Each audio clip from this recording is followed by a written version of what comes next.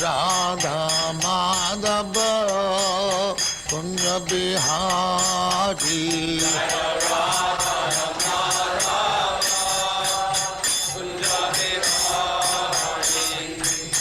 Gopi Jana Vallabha Girivardhari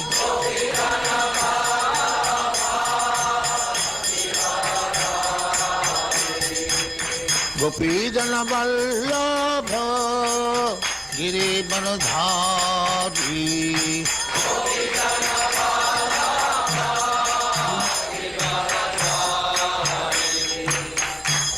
Yasodhanandana Vrajajana Ranjana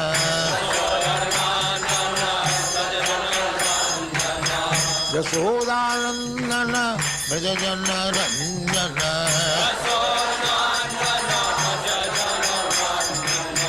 Yamuna Tira Banachari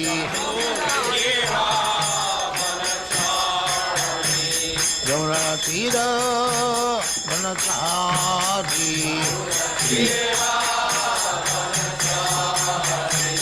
Jaya Radha Madhava Kunja Bihari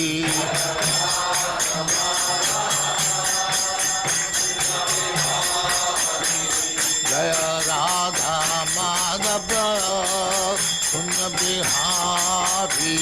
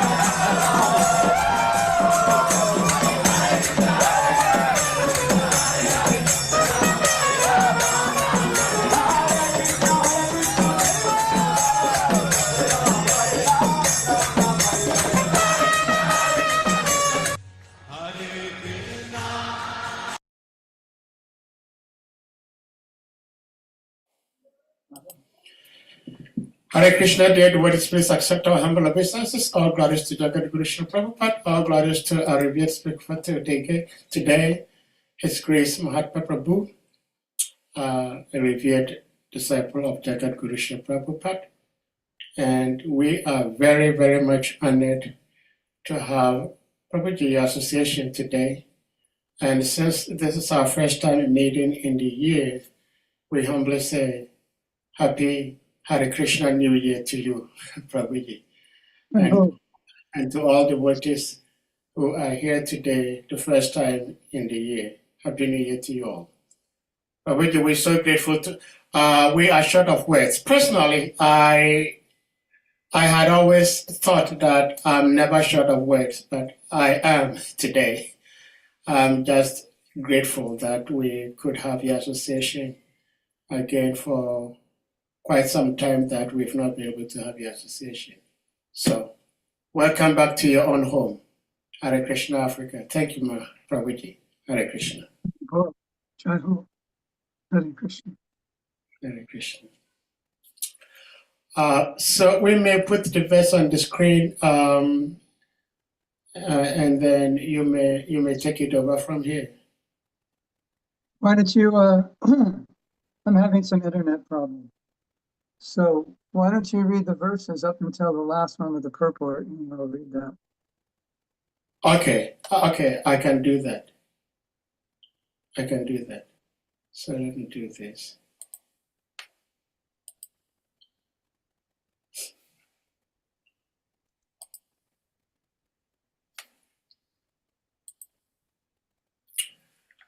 Okay, so we have series of verses to be covered today because lots of them have no Bhaktivedanta purpose except for the last one.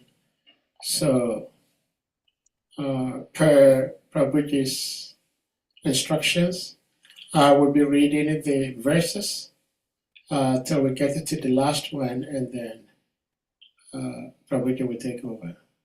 So I'm going to share the screen.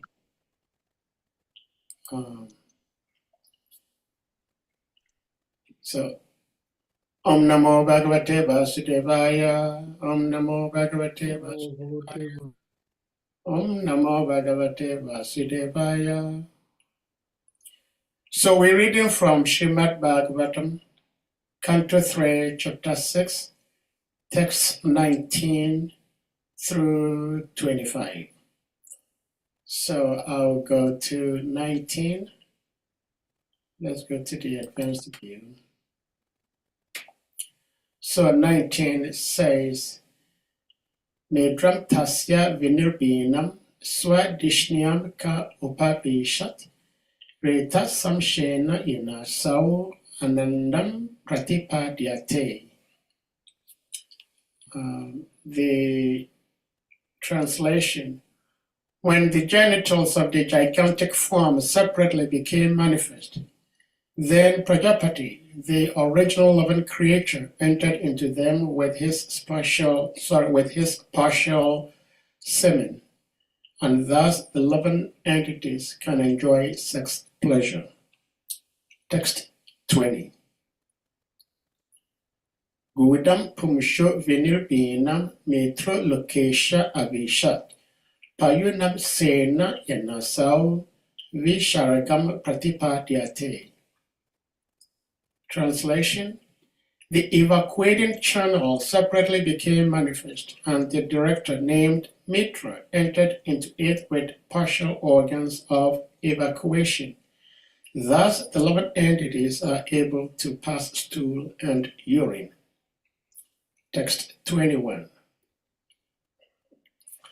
Hasto asya vinirbena endraha swa patir avishat Vartayamshena Purusho Yaya Vretim Prapadyate.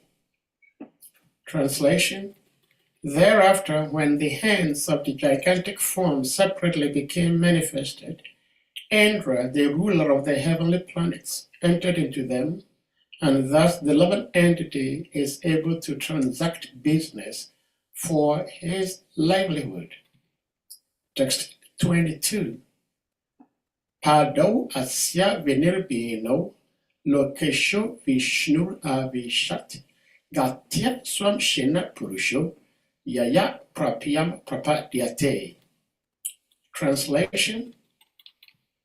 Thereafter, the legs of the gigantic form separately became manifest, and the demigod named Vishnu, in parentheses, not the personality of Godhead.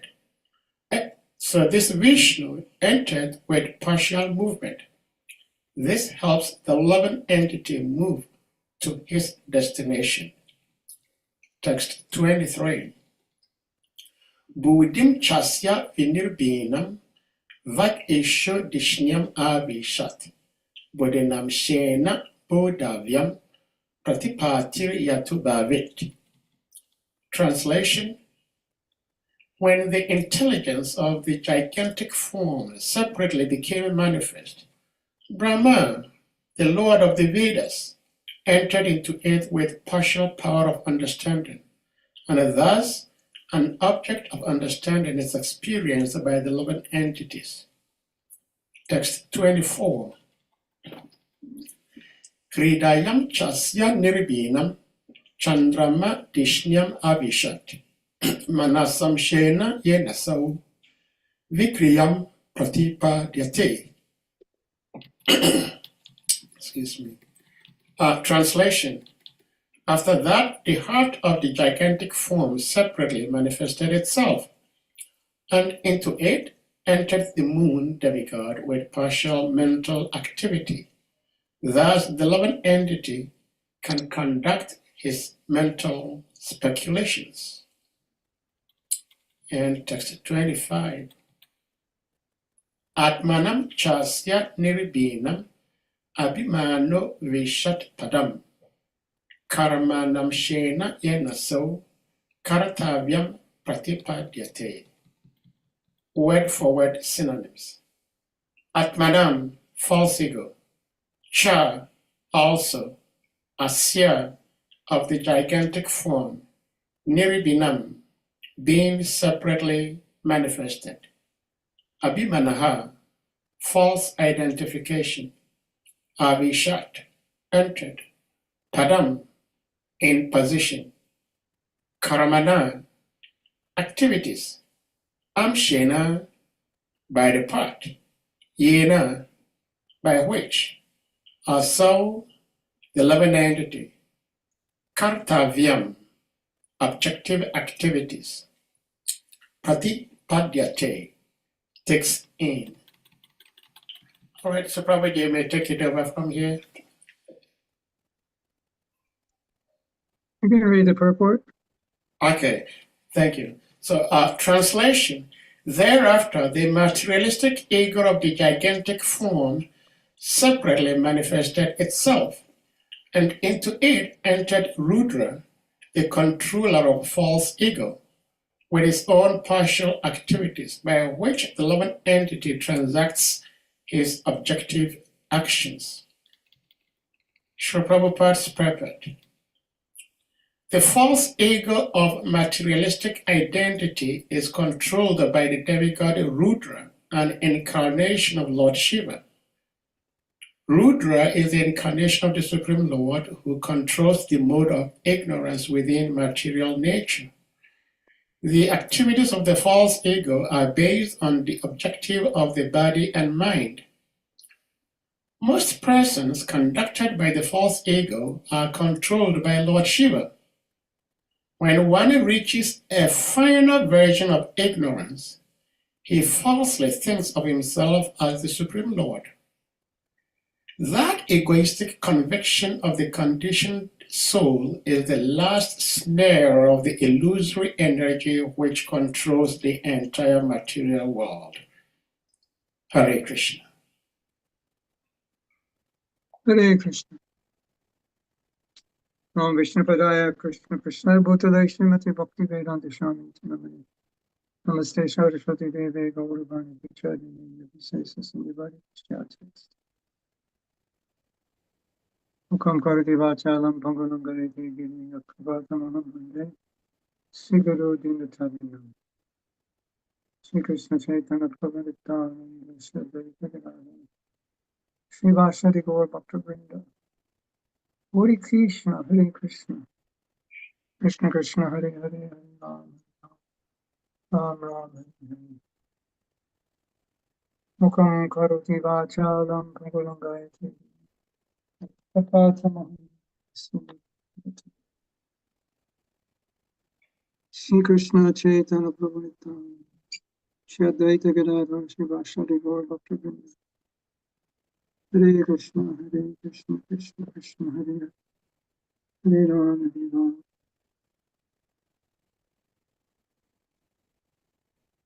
Srila Prabhupada Ki Jai. The verses that lead up to this verse, and I'm sure you've already discussed this in the previous verses, it shows how dependent we are on various deities or demigods for the functions, for our bodily functions. And I always find it amazing that I can understand anything, because I feel like there's kind of a switch that could be turned off, and then I wouldn't be able to understand anything, like the mind wouldn't be able to comprehend.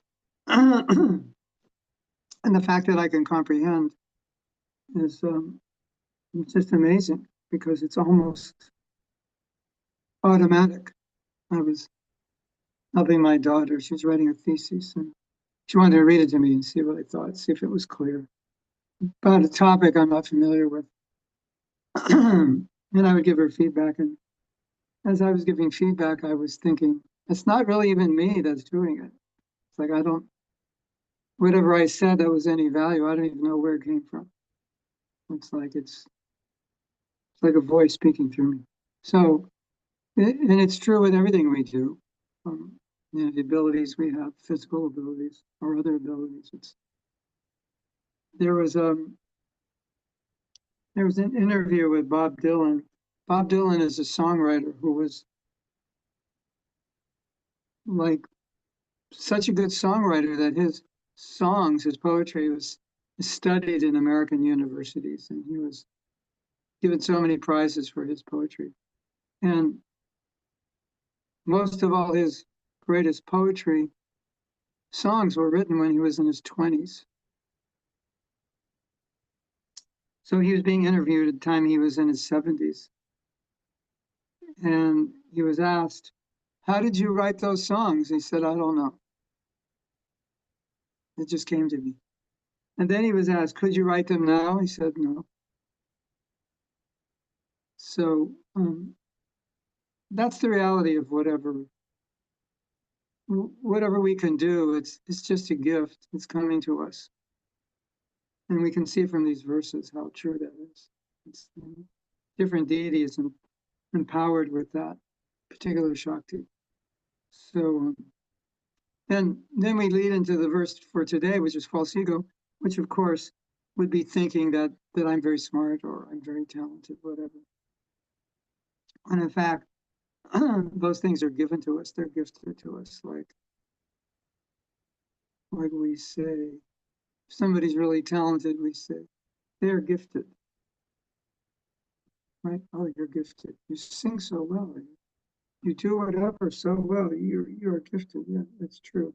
You are. Of course, there's some karma there from your past life, and because of that, you've been given this ability. You probably cultivated it in a past life. But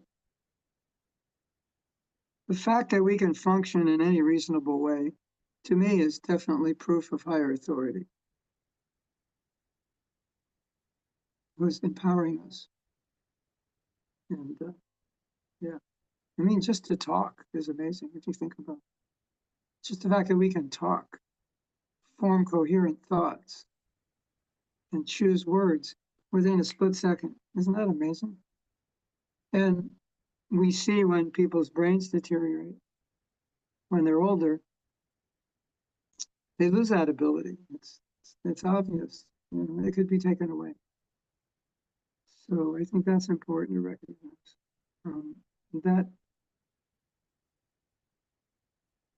That helps us deal with the false ego, because when when you understand this, and then people recognize you, you think, yeah, and whatever great thing I did, whatever gift I had, that could be taken away in a second. So today you're saying, oh, Bruce, you're so smart. But Bruce knows tomorrow he could do something stupid, right? Possible. We all could. We can all do something amazing, and the next day we could do something stupid. And so when we understand their gifts, then when someone says, oh, Bruce, you're amazing, then Bruce thinks, yeah, that's Krishna. And if I think I'm amazing, Krishna might say, not for long, and take away that amazing ability just to humble me. That's possible. But if I take it humbly in the right way, then Krishna will say, okay, let's continue to empower you because you understand where this is coming from. You won't get dragged away by it. So it's false ego is an interesting topic. We all have false ego, and we can blame it on Lord Shiva. It's not my fault. It's Lord Shiva's fault. No, it's not like that. We wanted a false ego. Now, it's quite interesting. You might think, no, I'm trying to overcome my false ego. How can you say I want false ego? Well, I have a question. Do you like to enjoy? Yes or yes? Well, if you had no false ego, materially you could not enjoy anything because full realization I'm not a physical being, I'm a spiritual being, would totally destroy any trace of desire to enjoy or any real ability to think that that enjoyment make me happy. You know, as long as you have a body, because you experience your senses, if something's enjoyable, you know it's enjoyable. But if you have no false ego, those enjoyable sensations, they don't make you happy. So because we want to be materially happy, the false ego enables that. I am the body, and therefore I want to enjoy the body. That's how false ego works. Well, let's say if Sahadev is ready to eat a pizza that's 14 feet long, and he says, everyone get away, I'm eating it myself. And he's got 2 gallons of ice cream for dessert. And I go up to Sahadev and I say, you know, Sahadev, you're not that body.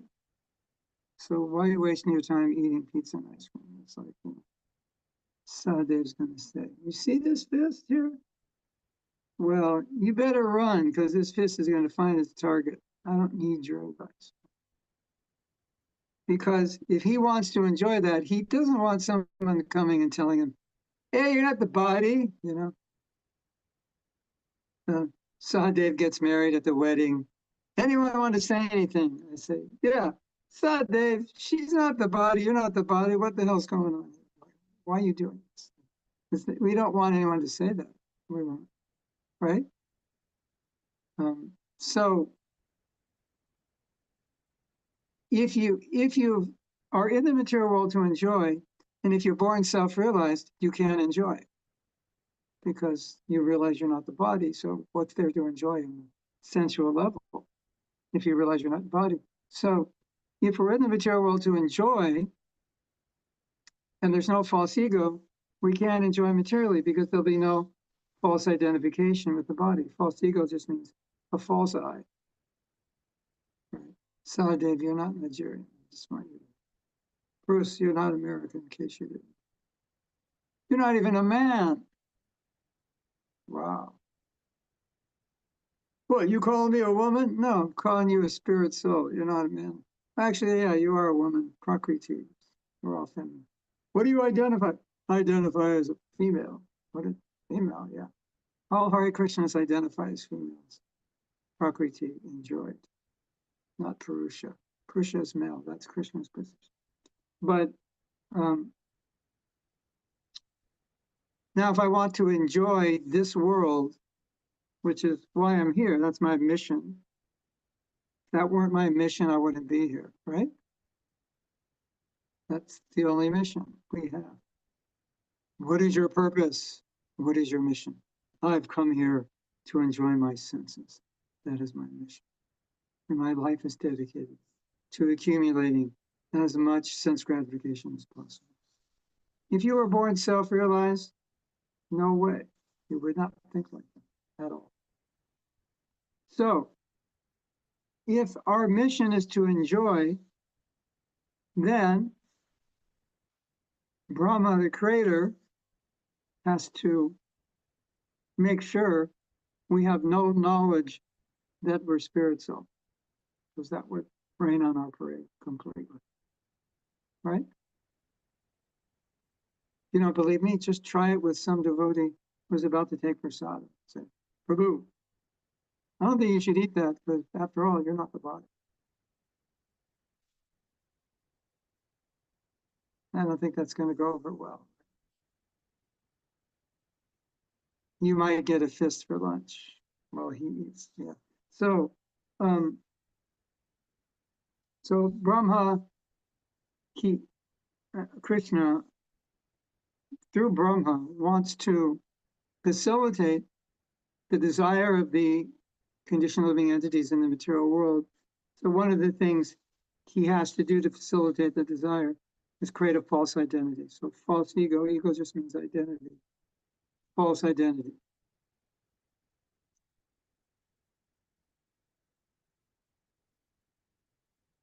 And then once that is secure, our false identity is secure, then we can get to business of trying to enjoy the body. But if you're born self-realized, then it's like, hey, give me my false ego back. I can't enjoy I want to enjoy my body. I need a false ego. So Brahma says, okay, here's your false ego. And if you ever want to get over your false ego, I can help you with that also.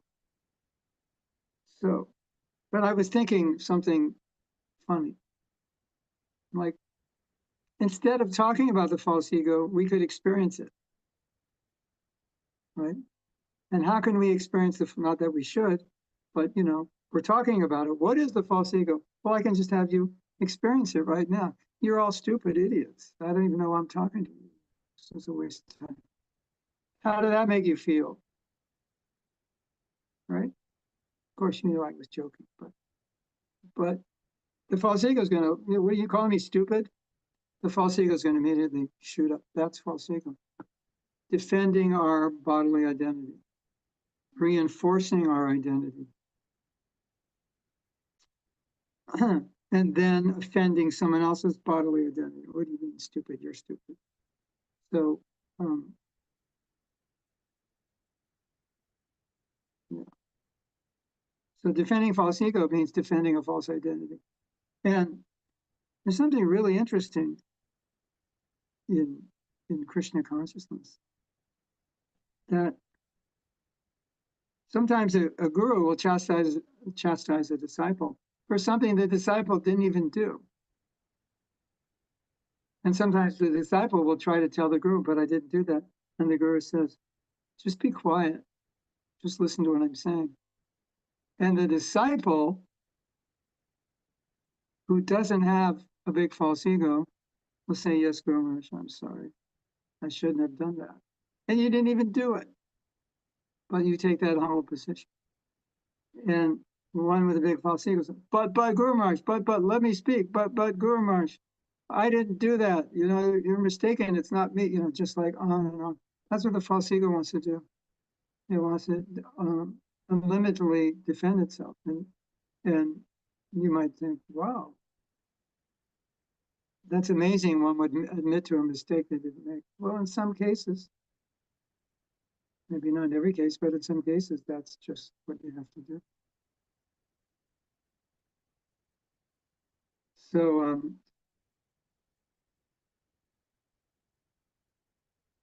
now we have a problem.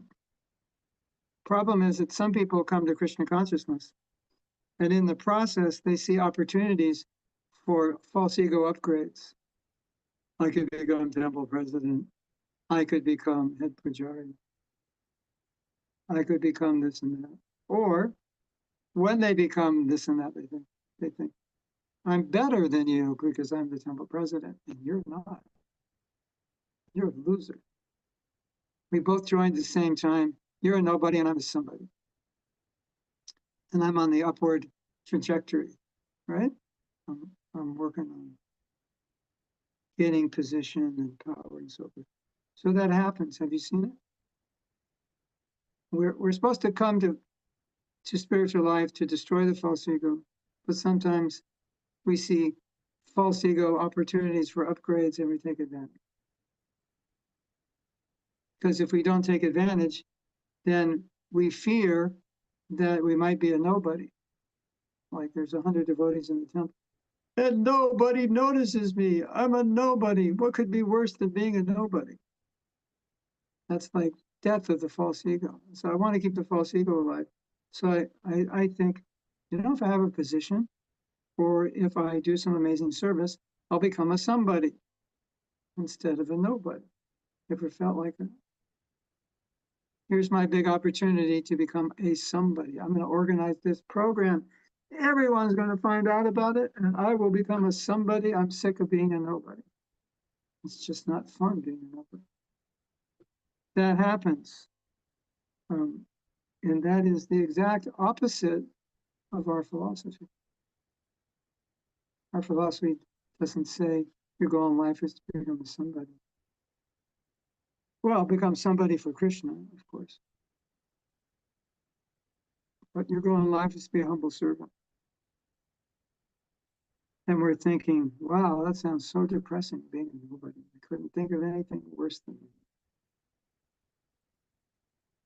And so many devotees told Krishnadas Kaviraj, you can mention me in your book, but don't mention my name.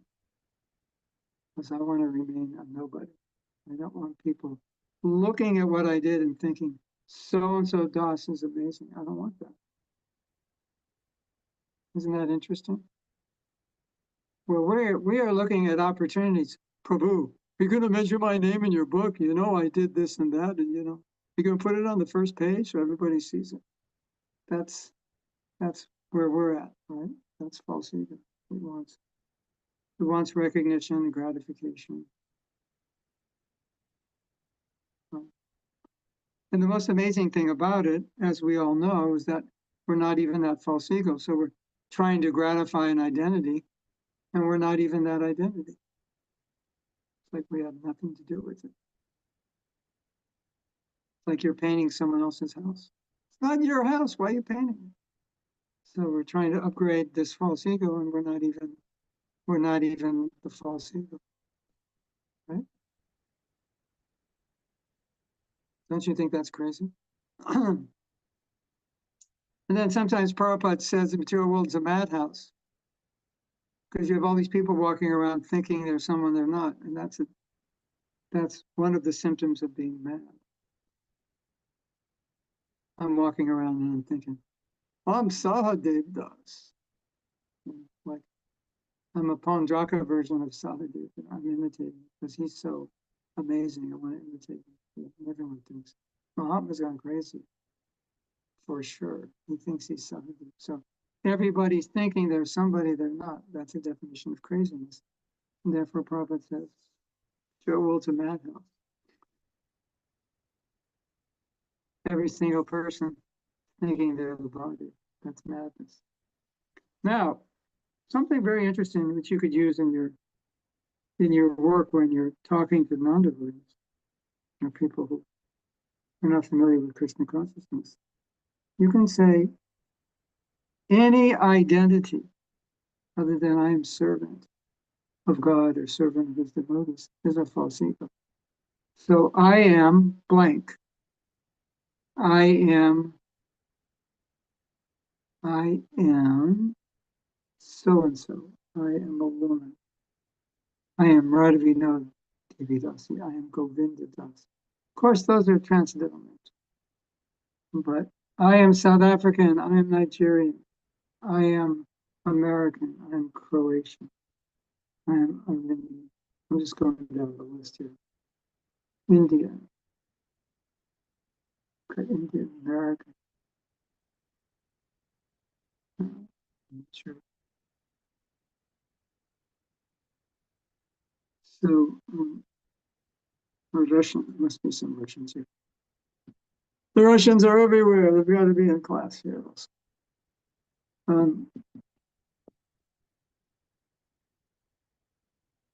I am blank. What do you put after the blank? Anything you put after the blank other than I'm servant is false. That's the definition of false ego. If anyone ever asks you, what is false ego? Well, here's a piece of paper. It says I am. Write down what you are. Everything you are. I'm a white male American, this age. I'm a teacher. I'm a this, I'm a that. I'm good at this, I'm good at that. Nothing about I am servant. That's all false ego. Pretty simple, isn't it? Did you get it? Yeah, it's really simple. I am servant of Krishna. That's really. So, now I don't know if you know this, but the Sanskrit word for false ego is ahankara. Probably know that. But did you know that ahankara means I'm the doer? Did you know that? I do. Kara means to do. Like in Bengali, you have songs koro, hey koro dasi, make me your servant. But kara, there's so many verses of kara. It's an action, make. Um, I make things happen. I do things. So in Sanskrit, often words, the way words are made, they're made up of their definition. That's how they form the word. Right? False ego also defines what it is in a certain way, but in Sanskrit, it becomes more specific. I'm doing it. It's me. Prabhu, that prasadam was amazing. Did you cook? Yeah, I cooked it. Yeah, I did it. Yeah. That's the false ego. I did it. Did anybody help you? Nobody helped me. I did it myself. You didn't get any help from Guru and Krishna from within your heart. Oh, maybe. I don't know. But I did it myself. Right? That's false ego. I'm the doer. Right? So why do I want to be acknowledged as the doer? Because then I get honored. Oh, Prabhu, that prasadam is so good. Did you cook it? Well, actually, Bruce cooked most of it, and I just washed the pots. But let's everybody just think I cooked it, because that will gratify my ego, right? So I don't really want anyone to know that Bruce was cooking it. I'd rather them think I was doing it. I want to take the credit. Yeah, that's the idea. Hare Krishna. Now, let's make it really simple. There's a price to pay for taking credit. You know the price you pay? Another birth in the material world. That's a big price, isn't it? Oh, Prabhu, my false ego is so strong, it's so hard to be humble, it's so hard to not defend my false ego. Well, it's much harder to take birth again, I think. Don't you? It's not like anything's going to be easy, but being humble is a lot easier than living off false ego, because living off false ego is like, yeah, it's problematic for sure. Hare Krishna.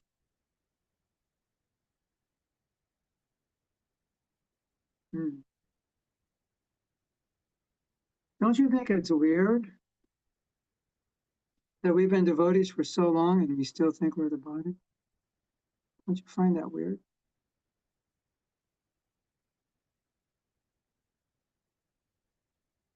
And how do you know? I mean, how do you really know how entangled you are in bodily identification. How can you calculate that? Well, one way to calculate that is how much you are attracted, the intensity of your attraction to the opposite sex, because obviously you have to identify significantly with the material body for that to happen. And as you identify more as spirit soul, you see the different sexes more equally, less distinction. So that's an interesting parameter. Of course, there may be other reasons we feel that way, material attachments and contamination and so forth. But obviously, if I didn't think I was my body, there wouldn't be attraction to the opposite sex, right? Would there be? I'm spirit soul, you're spirit soul. Let's just leave it at that. Nice meeting. That's it. But I'm a man, you're a woman, and I think you're beautiful.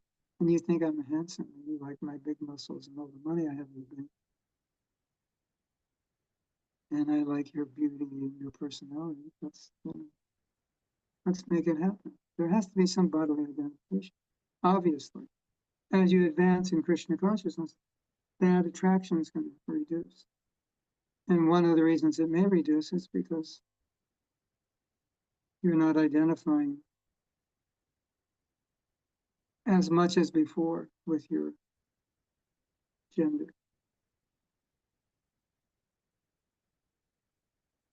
Anyway, that's a preview of coming attractions. I can't say when that will happen to you, but as you progress, it will happen.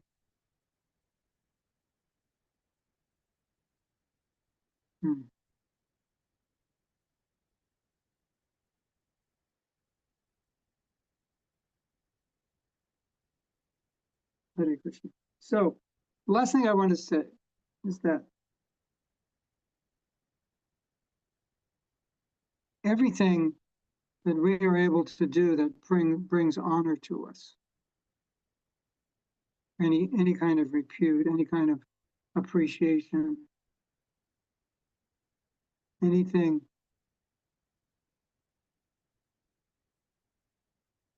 that we identify with,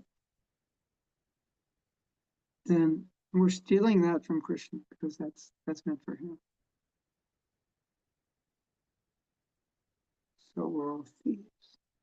We're trying to steal the honor from Krishna and keep it for ourselves, and then wear a badge and show people, this is what I did. So Krishna gives us something. It's not ours. And then we say, this is mine. Look at this BMW. Isn't it amazing? It's not even your car. You're just using it. It was given to you. So every talent we have, everything we have of value, it's been given to us by Krishna. And then we want to walk around and say, hey, look at me. I'm great.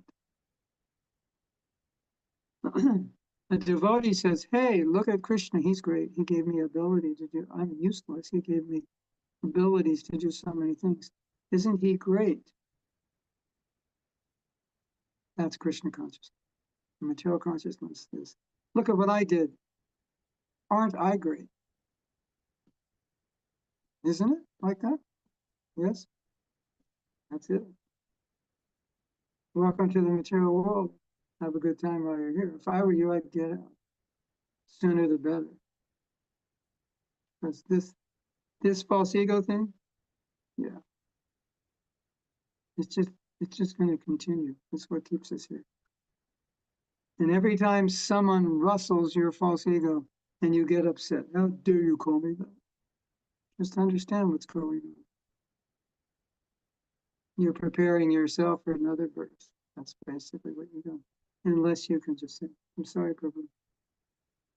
When you start doing that, when someone says, you know, Sahadev, you gave class yesterday. Practically everything you said was wrong. And Sahadev's looking for his gun right now. When can I shoot you? You know, that's, of course, we're just joking. But that's how false ego works, right? Because immediately it wants to attack, right? Okay. That's fine. You're just preparing another body. That's all. So who you call in a bad class giver? Know who you're talking to? How dare you say such a thing? You don't know anything. What do you know? That's material consciousness. That's how the false ego is defended. It's a good thing I'm a devotee, Prabhu, otherwise it would be bad news for you. Yeah. That's false ego.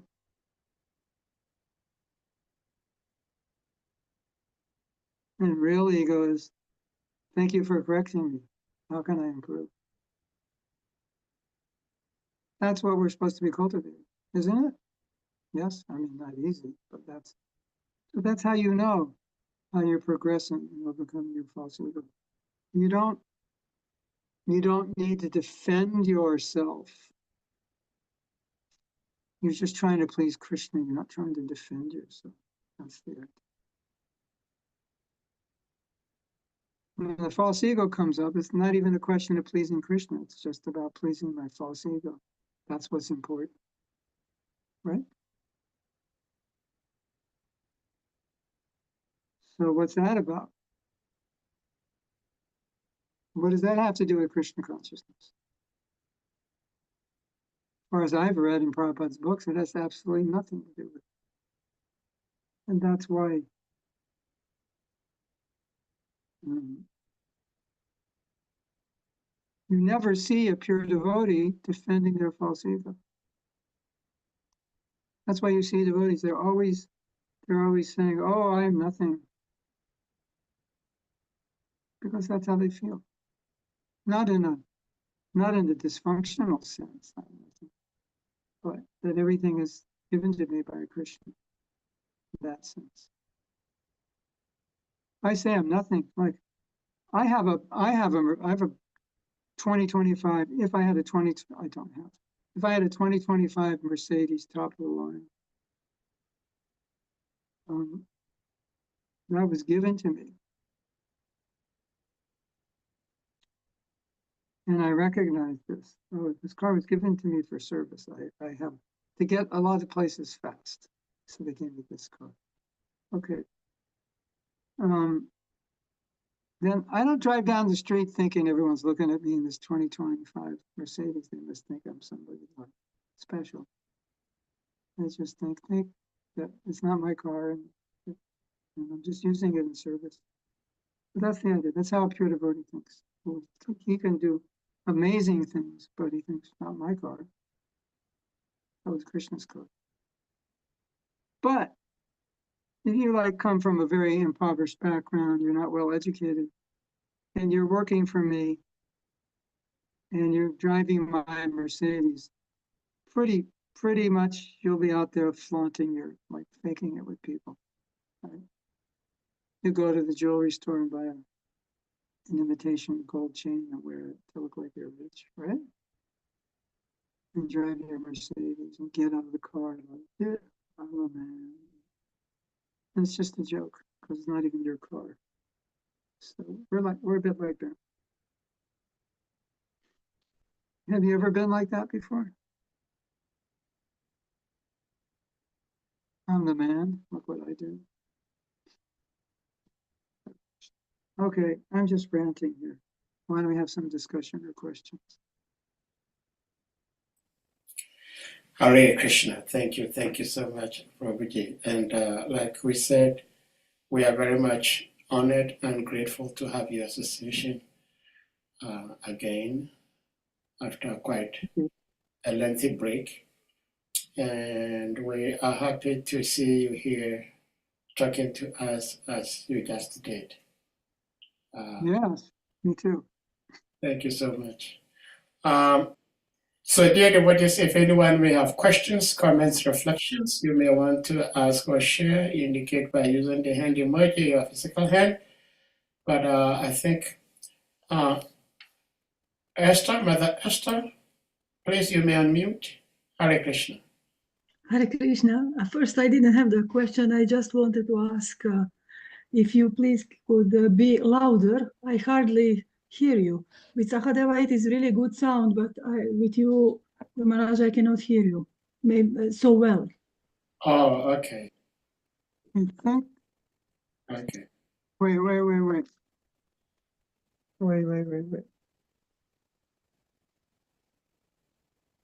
Well, if you didn't hear me, Esther, I said you're not the body. Okay, now you can hear me. I had this mic, but it wasn't. I didn't have it plugged in. You can hear me better now, right? Yes, Yeah. better. Now it's better.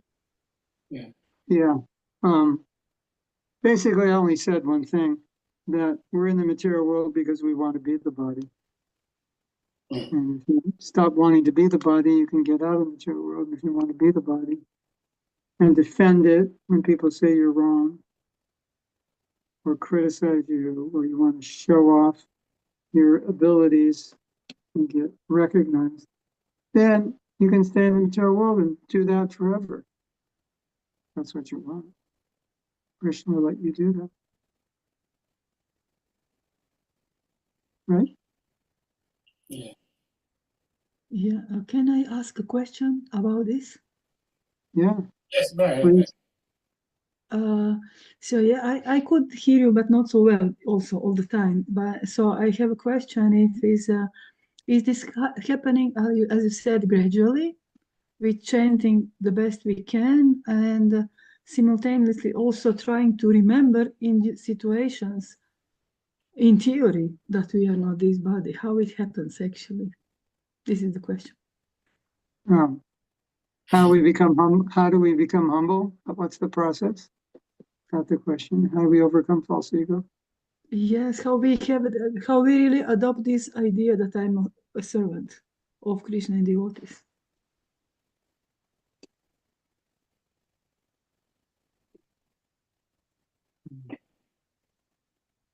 Just do it.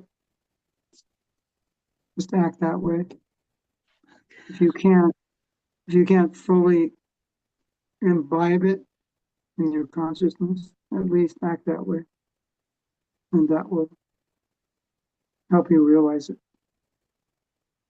You see, as you advance in devotional service, the desire to imitate Krishna lessens, and the desire to serve strengthens.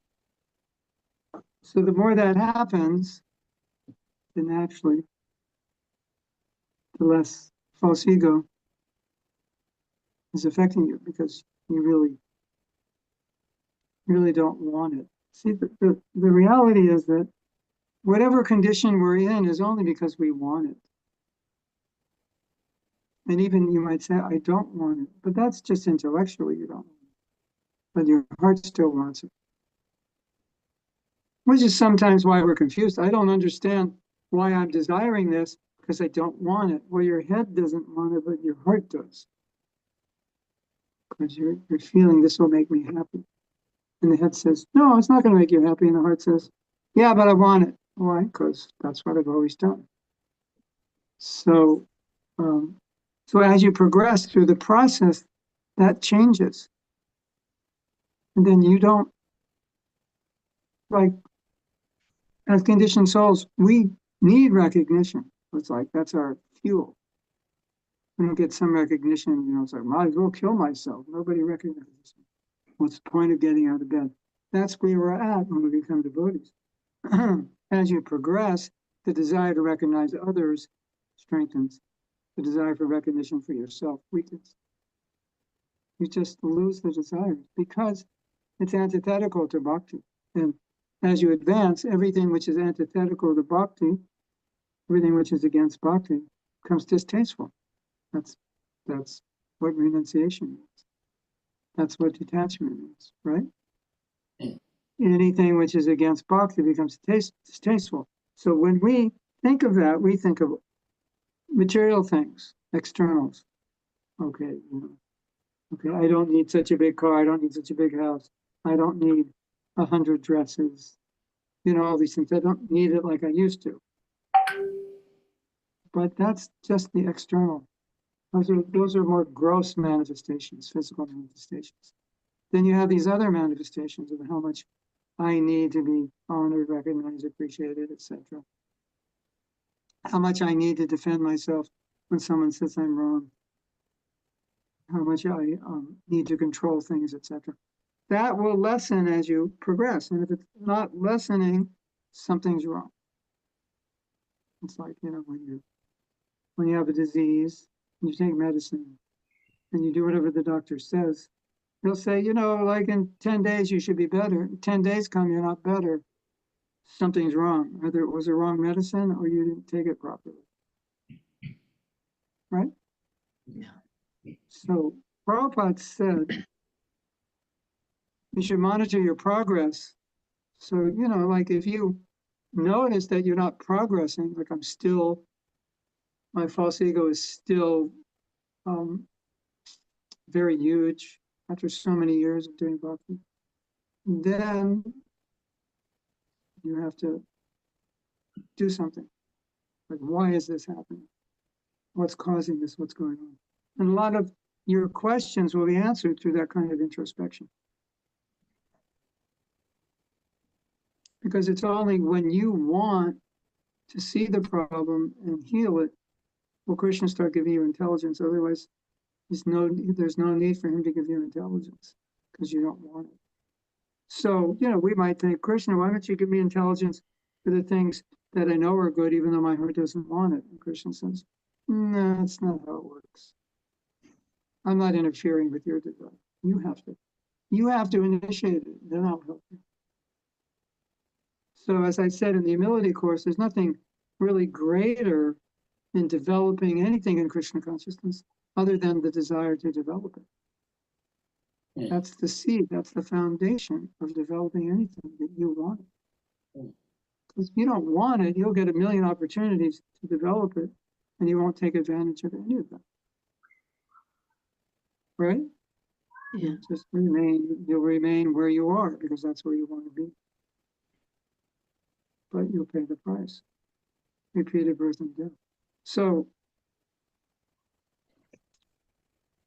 if you listen to lots of lectures of Srila Prabhupada, or read lots of letters, and read his books, you will see that Prabhupada is always reasoning with us.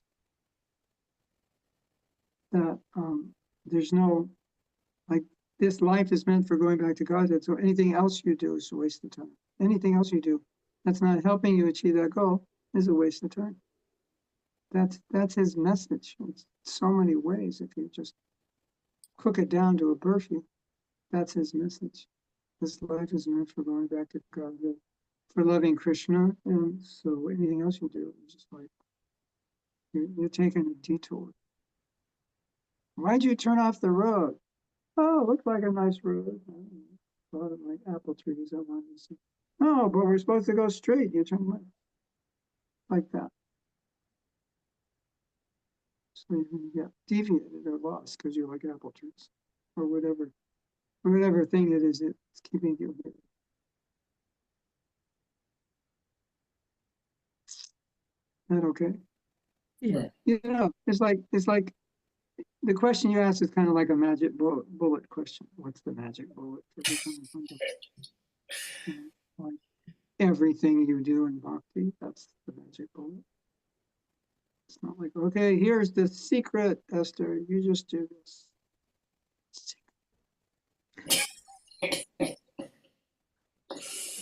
Here's the code. I've broken. I'm going to make an ad. I've broken the code for humility. And nobody knows it. You just give me $1,000 off.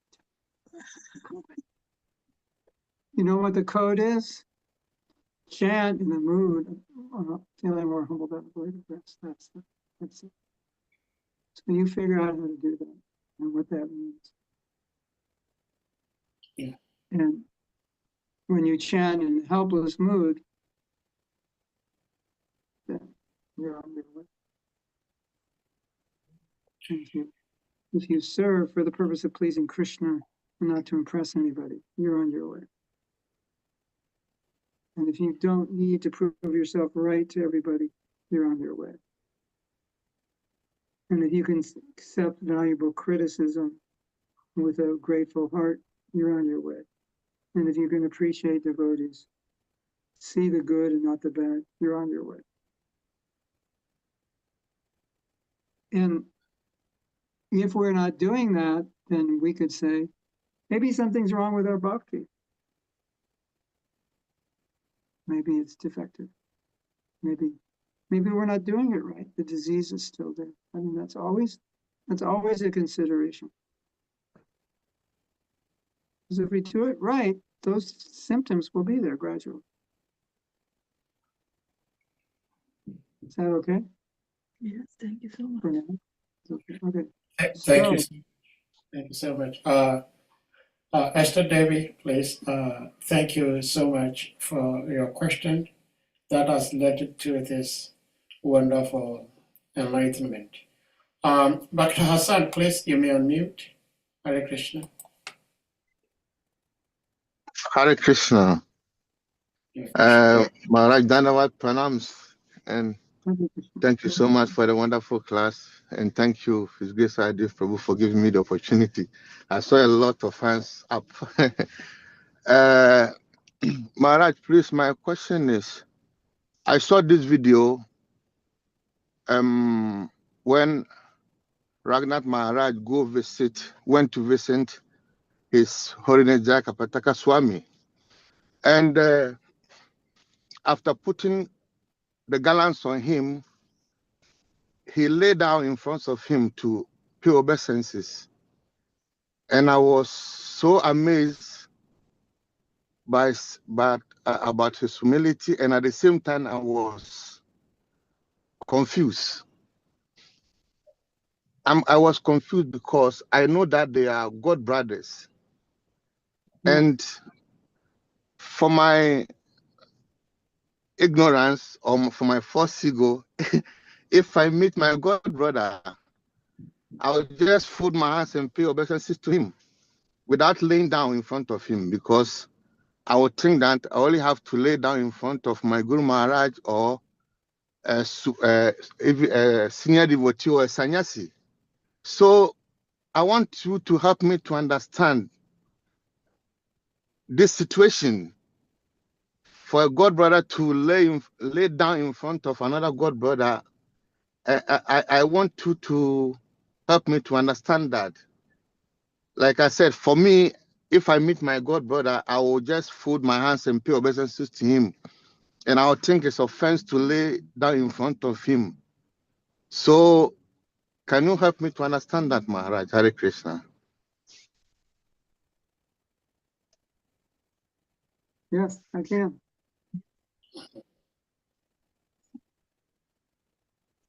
Prabhupada taught us every day when we first see devotees, we should pay obeisances to them by bowing down.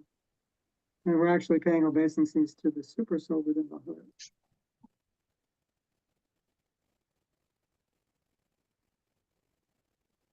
We were taught by Prabhupada to when we first see devotees in the morning, to pay obeisances. I learned that from day one as a devotee. You get up in the morning and see a devotee, you would bow down. And we're honoring that this devotee is Krishna's in their heart. And we're bowing down to honor Krishna in their heart. And in our temples, every morning after Tulsi Puja, we pay obeisances. Everyone in the temple bows down. And we're all bowing down to, everybody's bowing down to everybody. We're paying obeisances to everyone. So obeisances are for all Vaishnavas. Of course, obeisances are for the Guru, for sannyasis. But really, they're for everybody. It's said that it was Raghunath Goswami every day had a vow. He would pay obeisances to 1,000 devotees. That's quite a yoga practice. A lot of vows. Just get up and bow down like 10 times, you'll get busy. So,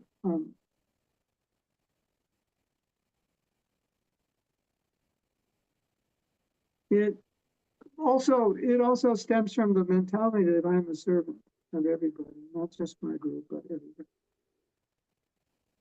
And our false ego says, yeah, I don't really want to bow down to everybody.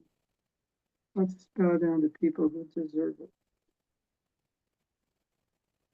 Which is not that many in my mind. I don't think there's that many that deserve it. And our materialistic mentality is like, I'd rather have everyone bow down to me. Isn't it? That's our mood. So we are learning to respect all Vaishnavas.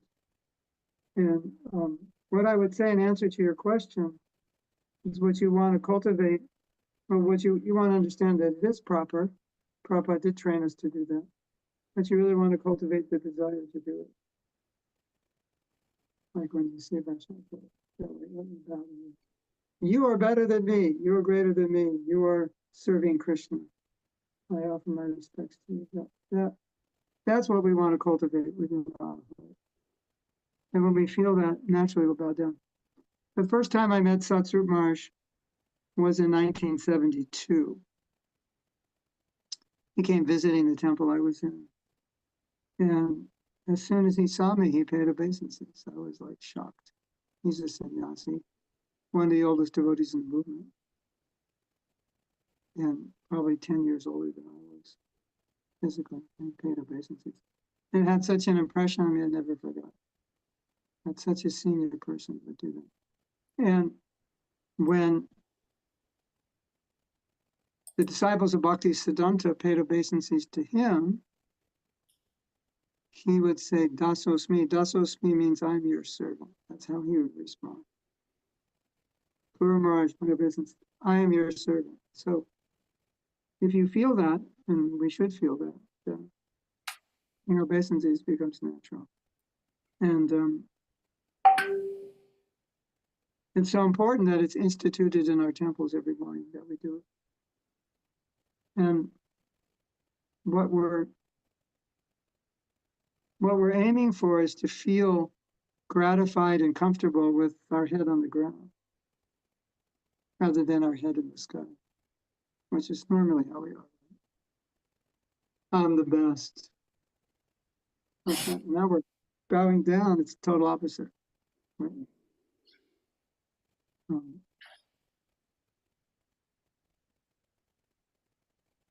Yeah. Is that okay? Does that answer? Yes. Very, very okay, Maharaj. Thank you so much. I'm so grateful. You're welcome. Thank you. Hare Krishna. Thank you so much, Dr. Hassan. So we go to Govinda Prabhu, please you may unmute. Hare Krishna.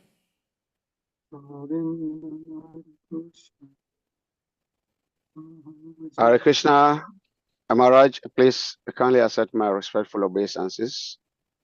All glories to you, and all glories to Srila Prabhupada. And thank you very much for this wonderful presentation. The question of false ego, I think, is the first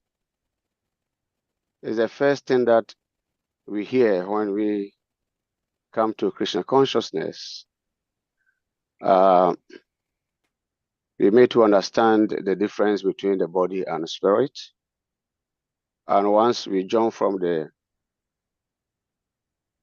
bodily understanding to that spiritual understanding, then we say that is self-realization. To realize that we are not the body, but we are spirit souls. That's the first thing we come to hear. Yes. Now, after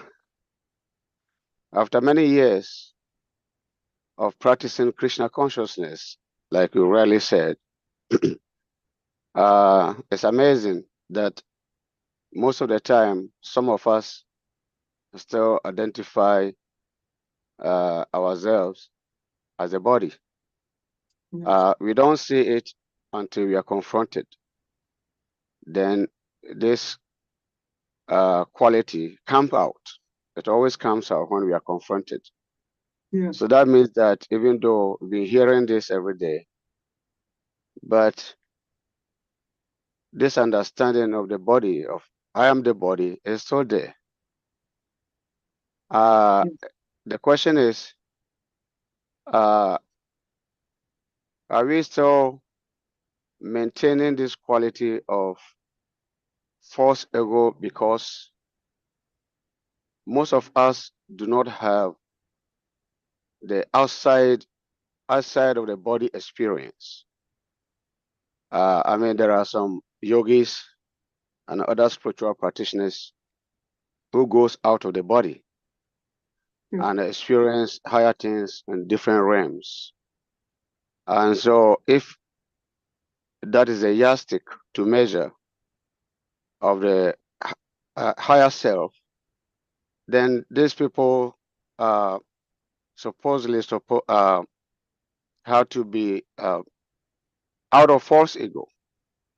But we see most of the time yogis are quickly react to certain situations of the false ego demonstration. Yeah. So what is this false ego and how can we actually dissolve it? How can we dissolve? Because even those who go out of the body, who have out of the body experience, they understand clearly that they are not the bodies. That's why they can go out of their body. But why are they still holding up to this false ego? Where is the false ego? Is it on a mind, on a mental platform, or where is it? And how can we actually dissolve it completely? Please. Because they haven't realized they're servants of Krishna. That's the problem. So I can realize I'm not the body, but does that mean I realize my relationship with Krishna? Because your true identity is in relation to Krishna, not just you're not the body. So even though they realize they're not the body, Shastra says sometimes they become proud that they have that realization, which is like, that doesn't make sense, does it? But it happens. I realize I'm not the body and you didn't, so therefore I'm better than you. That happens, right? So perfection of self-realization is to realize Krishna, and so they don't realize Krishna. And that's why Shastra says that they can't maintain that realization. Sometimes Prabhupada says, like, my bodies are the lowest of the low. Because they're enemies of Krishna. So they realize they're not the body, but they're enemies of Krishna. Wow. So realizing, you can call that spiritual realization. In a relative sense, it is. But it's not complete. Because they're still competing to be God. So what kind of realization is that? Almost like verse, If you had your choice, then I'd say, Govinda Das, here's two people, and the challenge is to make them devotees. One's an agnostic and one's a Mayavadi. Who would you choose? Who do you think would be easier? The agnostic would be easier. Because the Mayavadi is fixed in this I am God, which is it's essentially it's a poison in the most essential way to spiritual realization. So here's something really interesting to contemplate in regards to your question of how to dissolve the false ego. In a sense, if I engage in devotional service, I have dissolved my false ego because I'm acting as a servant, and that's my eternal identity. So there's a story that illustrates this. It's quite amazing if you think about this story. And this is not talked a lot about. But the devotee asked Prabhupada, if we go out every day on book distribution, will we become self-realized by doing this? Because I think he felt that he would. It's so purifying. And Prabhupada said, if you're going out on book distribution every day, you already are self-realized. Otherwise, how could you do that? And of course, we didn't think we were self-realized. So what did Prabhupada mean? He's saying, unless you realize you're a servant of Krishna, how could you go out every day and do that austerity? You would just, go get a job, make money, and spend it and enjoy. But you're living as a brahmachari, 20 people in a room big enough for 3 people, sleeping wall to wall on the floor, taking a cold shower, spending 5 hours in the morning in sadhana, and then going out all day distributing books. How could you do that if you thought you were the body? So from our perspective, we might say, but I identify with the body. I think I'm a Nigerian man, or an American man, Italian woman, whatever. But Prabhupada's saying, really you're identifying as a servant of Krishna because you're doing service. So that's the way Prabhupada looked at it. So the way I was speaking was just to shake us up. Wake us, shake us, turn us upside down, pour all the change out of our pockets and put us back together. But often Prabhupada's view of it was, if you engage in devotional service, you are self-realized. Because the self is a servant of Krishna, and that's what you're doing. You're serving Krishna, so you're self-realized. It's interesting, isn't it?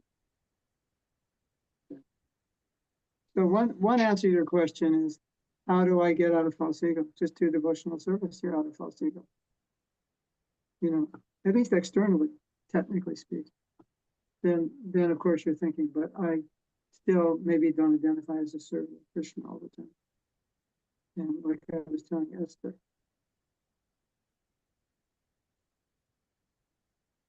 if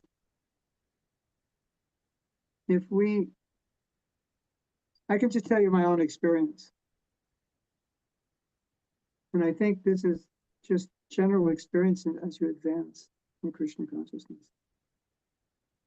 That as you advance, material life becomes more and more distasteful. It was distasteful when we joined, but it becomes more distasteful. You see the futility of it more and more as you advance, isn't it? It's like as you get older, you see the house, the car, the bank, the success, it's all really shallow. Right? You realize that more and more. And so it's the same with false ego gratification. As you progress in bhakti, you will also become disgusted with the whole effort of trying to be recognized and trying to be important in the eyes of other devotees. You'll get disgusted with it. You'll think, this is so much against the principle of bhakti. I just don't want anything to do with it. And when my mind and heart tries to push me in that direction, I'll be like Jamunacharya and I'll just say, oh, when I think about this, it's just disgusting.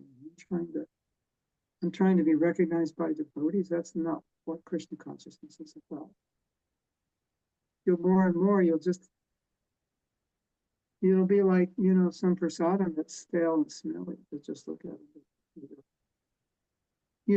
think it was Raghunath Das Goswami said, I'm bathing in the donkey urine of pride. So, as far as I understand that example,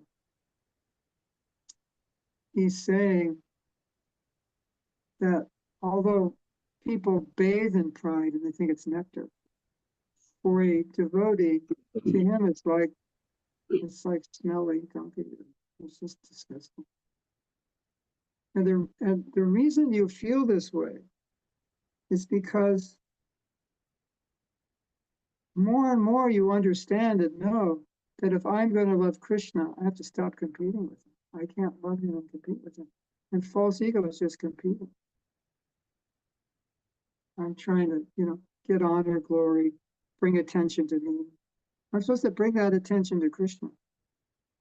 And so I'm competing with him. And as you progress, you'll think, I don't want to compete with him. And he doesn't even like it when I do that. It doesn't help our relationship. So that's why you become disgusted with it, because it's harmful to your relationship. And then you realize that or you see that every pure devotee exhibits extreme humility. They're not trying to position themselves as better than anybody, not trying to position themselves to get recognition, but they're always giving it to others and always downplaying it within themselves. And then you understand it. Oh, that's what Krishna consciousness is. That's beautiful. And you meditate on it, and you see it, you read about it, and you think, oh, that's beautiful. Here's a devotee. He never talks about himself. He never boasts. He's always honoring others. He's always trying to serve. Oh, that's Krishna consciousness. So it develops gradually as you advance, because it starts to become more clear to you. That's what Krishna consciousness is. And it starts to become more attractive to you, more beautiful. And the whole false ego thing becomes more disgusting. And so naturally you move away from it. And that's true for anything in Krishna consciousness. As you become more attracted to some aspect of Krishna consciousness, you gravitate towards it in your life, and you move away from the opposite of it. And that's why Jivanacharya said, when I think of my old girlfriends and what we did, it's like, yuck. It gives me indigestion. Right? But if you're a weak devotee and you think of your old girlfriends, you'll think, hey, maybe we should do that again. Because it's still attractive. Right? Yeah. Does that make sense? So what I'm saying is, you can't overcome a problem that you're attracted to. You have to become detached from it to overcome it. Like if I still want to nourish my false ego, I still want to be in the center, get recognition and show off and so forth, and fight and make people feel that I'm always right.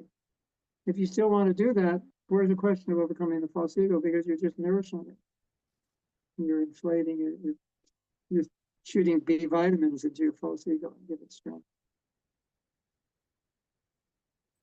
Does that make sense? Yeah. How do I overcome false ego? Stop feeding it. We're always stop feeding your false ego. If you want it to die, starve it to death, basically. So it's like, yeah, I don't know how to overcome false ego, because you're feeding it. That's why it's strong. It's like, it's overcoming you because you get it so much. But once you stop feeding it, then it's like, it just dies. Anyway, you can all experiment this week. Stop feeding your false ego. See what happens.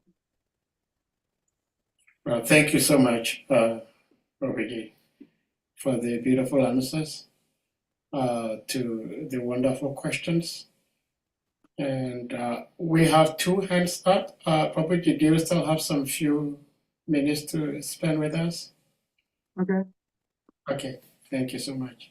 Radha Vinod Devi, please you may unmute. Hare Krishna.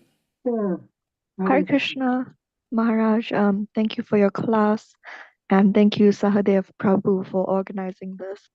How are you? Hare Krishna. Good. Everybody's good. Good. All glories to the assembled Vaishnavas.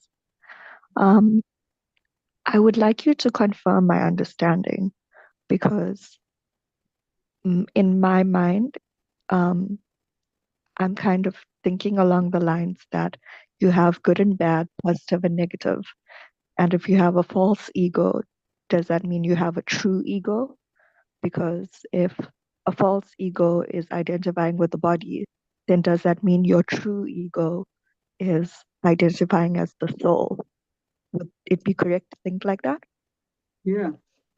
You can't have a false anything unless there's a real something. Yeah. So it's not, there's nothing wrong with having an ego, with having an identity. It's just that the identity is your soul.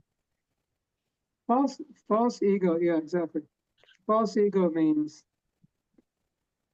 you've identified the Mercedes as yours, but it's mine. I just let you use it. So for me, real ego is it's my Mercedes. For you, false ego is it's your Mercedes. Falsely identifying something as you that's not you. Okay, I got that. I'm on the same page. And secondly, wait. So as far as I know, like I was born in Krishna consciousness, but my parents never really taught me about. They taught me that, you're not the body, you're the soul, but they didn't teach me in depth about like the subtle body and the gross body. So I have a question about the subtle body. If the false ego is in the subtle body, then is it the real ego also? Where does it's mind, intelligence, and false ego, isn't it? But shouldn't it be like mind, intelligence, and ego? It's confusing. No, false ego is a material element, and real ego is the soul. It's not a material element. The false ego is part of the 8 material elements. Ahankara. That's the most subtle. The problem I think that we all have, not just you, but we all have, it's the most subtle. And subtle means you can't smell it, see it, touch it, taste it. You can experience it, but we're used to if I tell you about somebody and I don't describe them, it's really hard for you to visualize what they're like. So false ego, because it's so subtle, it's hard to see it. It's hard to notice it. We can only see it more by its symptoms. So, but it's material element. So when you become Krishna conscious, the false ego then dissolves into the real ego, which is soul and servant of Krishna. Because, when we talk about false ego, we talk about identification. I've identified with the body. And real ego is identified with the soul. So it's a consciousness. So when you're dissolving of the false ego just means that you now identify as soul. You're not a South African woman. You are an eternal soul, servant of Krishna. And now your false ego is in dissolved. What category is that? I don't understand. Like, there's the gross body, the subtle body, and then the soul and the spirit soul. Yeah. So there's like a third layer to it where you have your real identity and Krishna, where that like transmigrates when you leave your body. That's the material mind and false ego and intelligence go along with the soul. That's why you still think the way you did in the last life. Oh, but you just said the false ego goes along with the soul. It does. So how can it go along with this if the false ego is thinking I am a body, but the soul is just a soul? Because you're not thinking you're a soul. So even if the subtle body is not in a body, does it still think it's in a body? The subtle body's always, until we become Krishna conscious, the subtle body's always there with the soul. So we have our gross body, and then we have a body which is the soul's body? No, it's subtle matter. Okay. Soul is not matter. Subtle body is matter. But So it's subtle everything because has to be dissolved to the soul. And it ultimately comes down to the soul and the super soul. everything is material, must be dissolved if you want to go back to God. Okay. Cool. Thank But you. it's in a form of consciousness. You're dissolving material consciousness. Okay. You But are a soul. consciousness is a symptom of the soul. Yeah, you are a soul. You always will be. You always were. It's just you forgot. Okay. Got it. Now you're thinking I'm South African. In your last life, you were thinking I was Japanese. In your life before that, you were thinking I was Polish. In life before that, you were thinking I was South African or Jamaican. Who knows, right? So here's a good way to understand it. Let's say I was a psychic and I could find all the people you were in the last 5 lives when they went online. And I found them and I sent them to you and I said, write a mail. These are the people you were in your last 5 lives. And you're reading about them, you're seeing their picture. That would be an interesting experience, don't you think? There is such a thing as past life regression, as far as I know. So when you start to think, I was so-and-so in my past life, maybe you were a guy in your past life. That's even more weird. But really get weird if he showed you a picture of a cow and said, oh, actually, you were this cow. You know, it's, so if you think in terms of multiple lives, then consciousness going with each life into the new body. Then here's the beautiful thought. At least that's the way I think. We are developing our Krishna consciousness, or we're developing our consciousness in whatever way we're developing it. And the prize of developing consciousness, either sattvic or vishuddha sattvic, pure, the prize of that is that you get to live in a higher consciousness. And the punishment is if you don't do that, you live in a lower consciousness. And so whatever that consciousness you are in now that you develop, if you don't go back to Godhead, you will bring that into the next life, and then that will be an advantage or a disadvantage depending on the consciousness you develop. So whatever work you're doing in this life to evolve, you benefit from it, and you take it with you. You don't lose it. Like we say, you forget everything when you die, but you don't lose the consciousness. Like if you're an angry person and you don't overcome that anger, you'll be an angry person in your next life. If you overcome your anger and you become a forgiving person, then you'll be a very forgiving person in the next life. And that's why sometimes we find people who are extremely compassionate by nature, extremely forgiving, extremely tolerant, etc. Just, when they're 3 years old, they're like that. Because that's what they cultivate, and vice versa. And you find people who are very angry and harsh and cruel, even at a young age. Right? So, everything you cultivate in this life, you benefit from.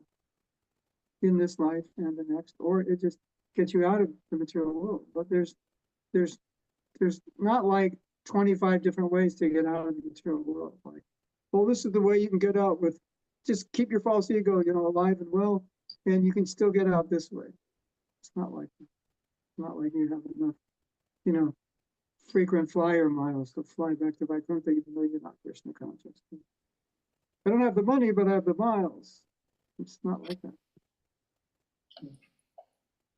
So, when you understand, you can't cheat the system. The system will only cheat you. So if you don't develop your Krishna consciousness, the system will keep you in the material world.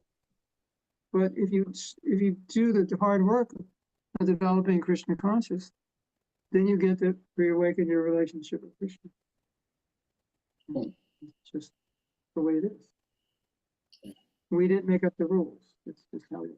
And so, it's not always easy to accept things as they are, right? Sometimes reality is like really, we don't like reality. Have you noticed? You could change reality, you would, right? I don't like this reality. It's too hard to be a devotee. Can we just turn the dial and make it easier? Like keep false ego intact and enjoy the material world and still go back to God. Could we do that? Can we not get old? Just stay at like 24. Turn the dial 24. Just stay at 24. Could everything just be like really nice? Good weather all the time. We don't have to work all this and that. We don't like reality. But many of us try to avoid reality. We're trying to compromise the system. Like we don't want to acknowledge, well, this is what I actually have to do to be Krishna conscious. Like with the sexual thing, it's such a difficult thing in the present age, controlling sex. And even as devotees, you'll see so many rationalizations. Well, I'm just human. What can we expect? It's not that bad. But, when you want to get out of the material world, there's going to be a door you have to enter through. It said I was celibate, at least for part of my life. Then if you can't enter that door, you're like, well, try it again. You know, you're not ready to understand Krishna. You know, so it's like, you know, maybe there's, you know, it's just difficult to accept that this is how it is. That's what I see in my life and with other people. There's just certain things like, Prabhupada didn't really mean that. That just means that they're not accepting the reality, they're fighting reality. No, he did say it. He said it everywhere. It's really clear. It's black and white. You know, it's not like, well, if he were here, he would have changed that. I don't think so. That's just how you get out of the material world. Yeah. That's like an eternal principle. You know, it doesn't change, you know, like in 2025. 2025, 2.5 principles, that should be enough. You know, Kali Yuga's progressed now. It's not like that. You know, so there's certain realities. False ego is one of them. We have to conquer. Yeah. We have to overcome our condition. It's just a reality. And we have to acknowledge that, face it, admit it, and work on it. And then when you're leaving your body, you'll have checked all the boxes. They'll come and check you out. All right, how many principles did you follow? How many rounds did you chant? How was service, this and that? Check, check, check. Okay, go through that door. You know, next, how many? Well, I didn't really follow that one. Well, I didn't. I was okay with this, but not all else. Okay, you're gonna have to go back, go through that door, another body, you know, you have to learn it, you know, do better. Come on, do better in your next life. You didn't make it this life. That's a reality we don't want to accept, isn't it? We think, well, Lord Nityananda is so merciful, I could like do anything and he'll save me. That's Christianity. That's where Christianity degraded to, isn't it? They're taking the mercy to such an extreme that it's ridiculous. And so we don't want to do the same thing. We could easily do it. Lord Nityananda is so merciful. Even if you don't chant one round and follow any principle, still, you know, if you just accept his mercy and pray to him, he'll save you. All right, we can't say he wouldn't do that, you know, that's possible, but there's no evidence that that's the process for him to save you. Yeah. Right? So, you know, there's such a strong tendency not to face reality because reality is so like difficult. But, you know, if you don't face reality, reality faces you. If you run away from reality, it runs after you. You can't avoid it. So if you turn around and fight with it, you can defeat it. That's more intelligent, right? Yeah. Thank you so much. Thank you so much. Oh, wonderful, wonderful. Probably these are some of the reasons why we've missed you a lot, because your association and delivery of Krishna Katha is so sweet. Bruce, Prabhu, please, you may unmute. You are still muted.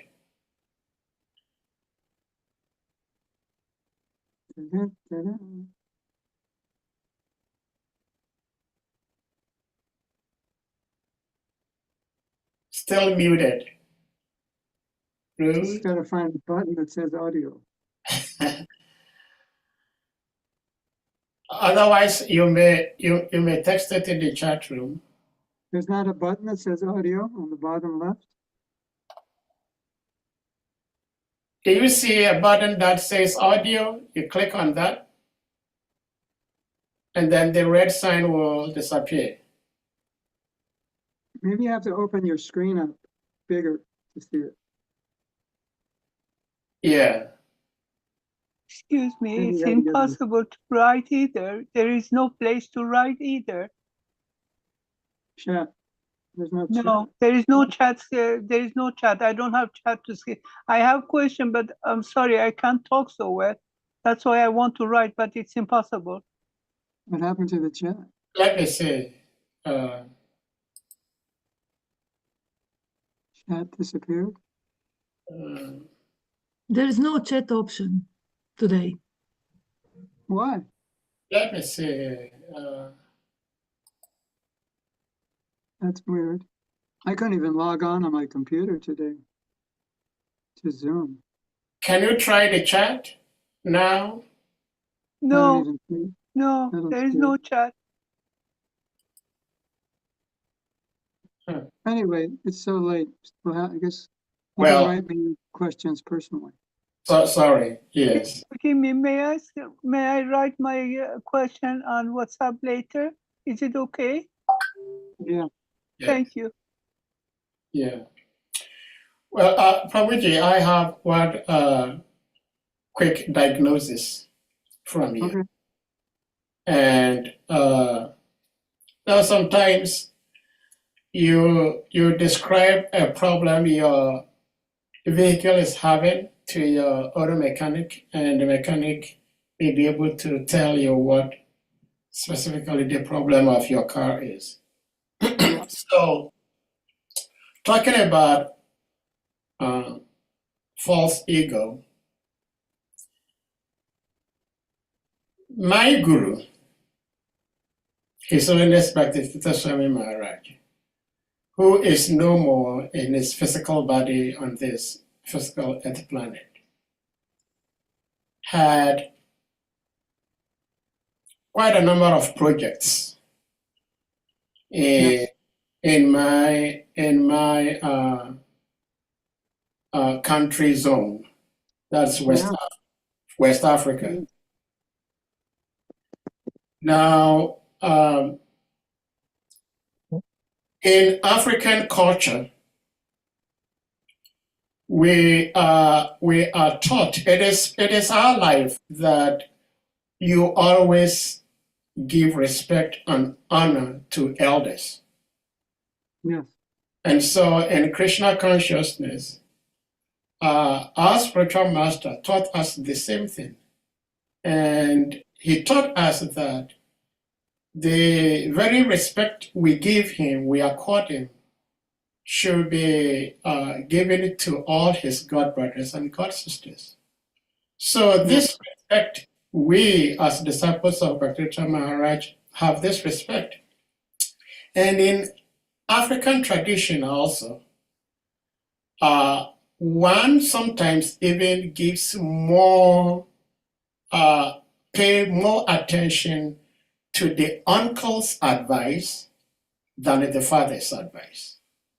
Because the father is always talking to the child, but the uncle once in a while comes in to reinforce what the father has been saying. So when the uncle speaks, the nephew or the niece takes it very seriously. So these are some of the training His Holiness Bhaktivedanta Swami Maharaj gave us.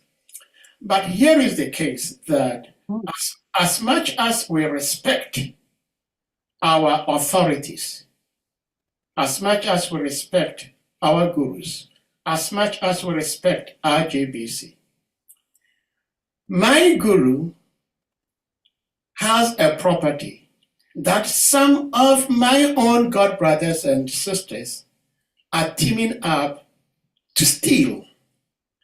And when I speak, because I am junior, it appears like a disrespect. But here it is that I feel that I cannot have respect for anybody that will jeopardize my love and integrity to my Gurudev. So my question is, does a disciple who tries his level best to secure the Guru's property against the desires and the machinations of his senior God brothers amount to false ego?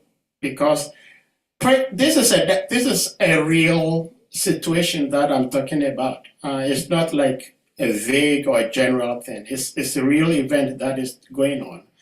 And me, Sahadev, sitting here, is being labeled the master of false ego because I just wouldn't listen to what my authorities are saying. So I would like you to help, if you may, diagnose me of what this disease is, if actually it is a disease in the first place. Hare Krishna. Well, the way I meditate on this situation is I imagine, but in my case, we'll use Prabhupada, and we'll say a similar situation. If there's a situation that I think there's a problem with, but it's like you say, maybe it borders on offending others and so forth. Then I think, okay, when I see Prabhupada, I go back to Godhead, he's going to ask me a question. And the question is going to be like, how come you didn't do anything about that? If I think Prabhupada would ask me that question. Like, why didn't you do anything about that? You knew the situation, etc., etc. Why didn't you do something? Then, if I feel strongly that way, I would do something. Or the other thing is problem, I'd say, why did you like agitate everybody? Why did you make a mess out of it? So it's either like, why didn't you say something? You saw what was going on. And he'll say to your group, but you told me to respect these people. But what they did was not respectable. So how could you respect it? You know, you have to see what do you think your guru would say. Right? And then, you know, that's the way I feel. I always think, okay, when I meet Prabhupada, he's going to ask me this question. So what am I going to say? You know what I mean? Yeah. But Well, Prabhuji, without going any further, thank you so much for the illustration you were giving. And my Gurudev himself wrote in one of his books, I don't remember exactly which one, but he says that when Srila Prabhupada asks you a question, why didn't you do this? Then you're going to answer, because my temple president says I could not do it. You say, because my senior devotee said I couldn't do it, I shouldn't do it. She said my guru said I shouldn't do it. And then Srila Prabhupada will continue to ask, but what did you do after knowing the truth? So, yeah, exactly. So we need the prayers of the sincere devotees who would want to try to do something to please their guru in this unfortunate fight we have against our local leaders, who obviously cannot deny that they are not aware that this particular individual is trying everything he can to steal a whole property, an immovable property, a land belonging to my guru. And they are not even, the frustrating part of it all is they are not even silent. They are actually aiding and abetting the theft. Well, Hare Krishna. I think Mitravinda Devi has her hand up, and this will be the last interaction for today. Prabhuji needs some break. Hare Krishna. Hi, Maharaj. It's so nice to see and hear you speak.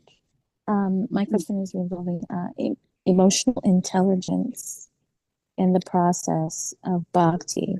I think it piggybacks off of what Sahadev Prabhu just said, us operating in a way that reflects bhakti above and beyond all other aspects of social norms or social, what is this word? It's when we act as a herd, but the herd may not be correct in what is being done. Mhm.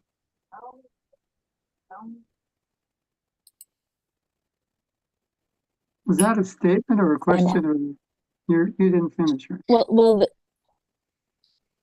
the question, I kind of prefaced it, but it was how do we move in a way that walks in alignment with bhakti, but is also minimizing offensiveness.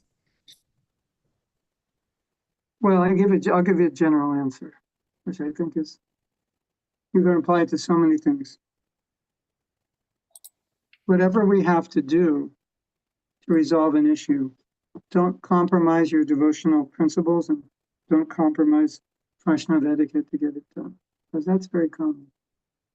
You know, like Sahadev could say, well, this is really bad. So he comes in and he deals with it in a very harsh and heavy way, and offends people and hurts people and so on. So it's common for us to give up sometimes our Vaishnava principles or behaviors to accomplish something. Have you seen that? It's like the accomplishment is like overrides everything. Like, well, we're going to get this done. Therefore, you know, we're going to step on some toes and whatever. And there might be situations where you have to do that as an exception, but not as a rule. So that's the challenge. It's like sometimes it's easy to do something in the wrong way. And sometimes it's really difficult to do it and maintain your Krishna conscious etiquette and culture and principles and practices. That's the challenge as I see it. So, as I'm confronted with all kinds of situations where I could become very critical and offensive because things that I have to deal with are offensive. People are offending others, and it's disturbing me, and I could become very offensive in return. So now we have two people offensive instead of one. Have you seen that? Yes. Yes. I have seen it, unfortunately. Yeah. Yes. Yeah, we feel justified. We feel justified because, so I think that's the challenge. Okay, I'm in this situation. This is bad. It's very bad. Wrong things are being done. How do I do it in a way where I don't take on the qualities of passion and ignorance? I don't allow my false ego to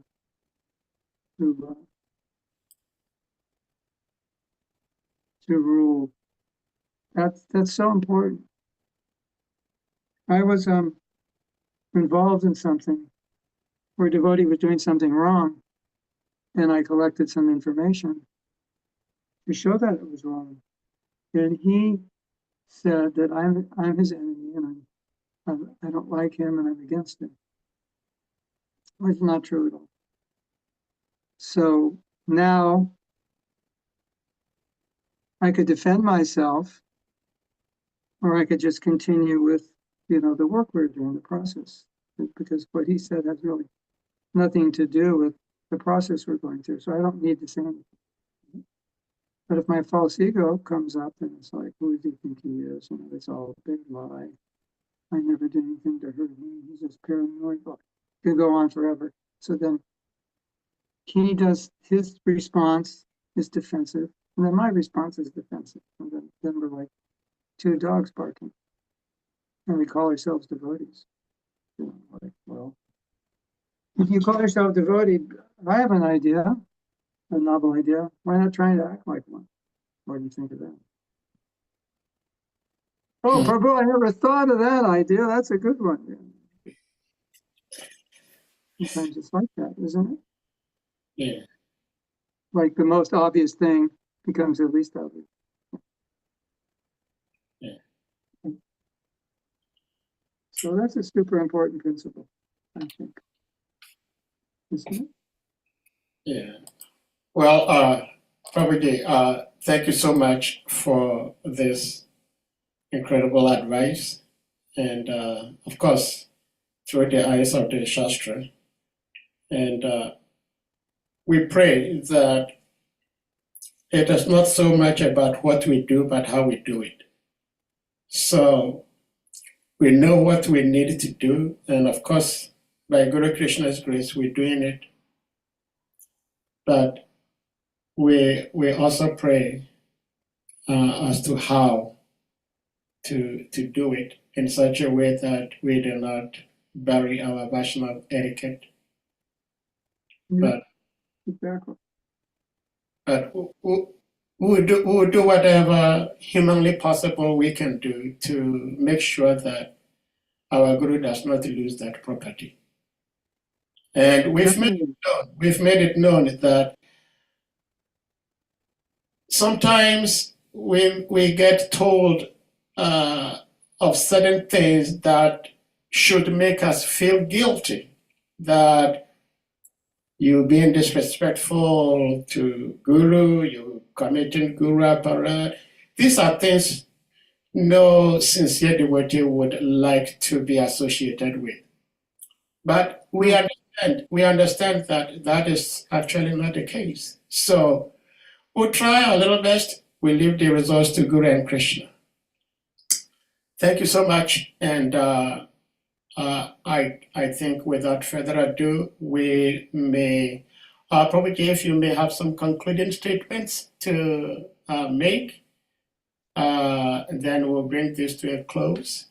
But we would like to also say, probably, that we are sinners, we are sinful people, but we tried and still try our little best to pray to Guru and Krishna to continue to keep personalities like your humble self with us here much longer, so that you can continue to bless us with this wealth of love and knowledge.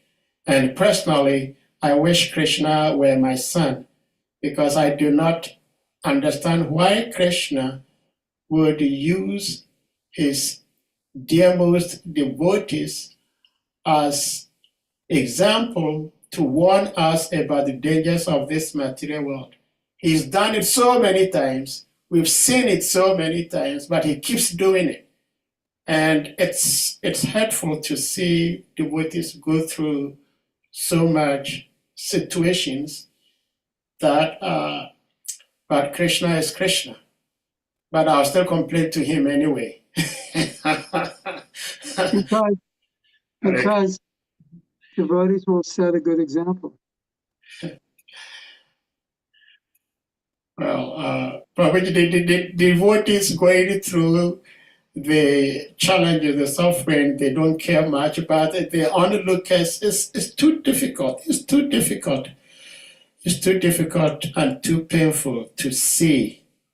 And Krishna is Krishna. And I pray that, because I read Srila Prabhupada says, when the disciples become more sinful, then the Guru also shares their suffering. And I'm just praying that I don't become so much nonsensical to extend my nonsensical reactions upon my Gurudev. So this is my prayer.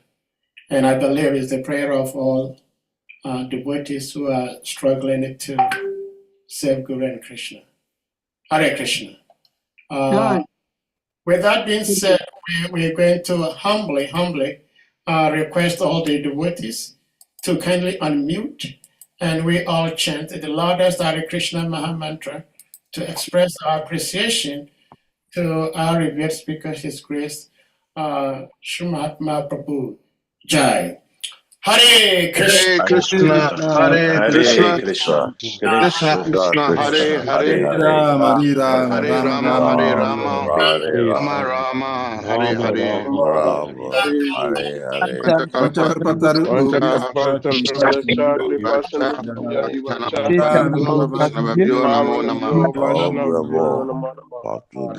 Vaishnava Vinde ki jai, His Grace Mahatma Prabhu ki jai.